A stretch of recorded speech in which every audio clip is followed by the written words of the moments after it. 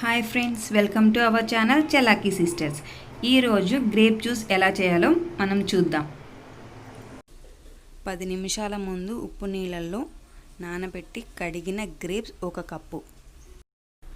వీటిని జ్యూస్ జార్లో వేసుకుంటున్నాను. 2 స్పూన్ల పంచదార, 1 టీ గ్లాస్ వాటర్ అన్నమాట. ఇక్కడ మీరు ఐస్ అయినా యూస్ చేసుకోవచ్చు. కూలింగ్గా తాగాలనుకున్నప్పుడు ఐస్ యూస్ చేసుకోండి, మామూలుగా కావాలనుకున్నప్పుడు నార్మల్ వాటర్తో వేసుకోవచ్చు అన్నమాట. ఇక మిక్సీ ఆన్ చేసుకుంటున్నాను. 3 మినిట్స్ టైం పడుతుంది.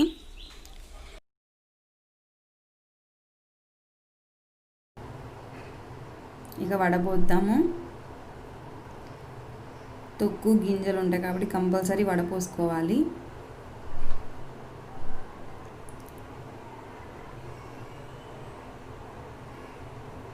ఇలా అంటూ ఉంటే ఈజీగా జ్యూస్ అంతా కిందకు వచ్చేస్తుంది.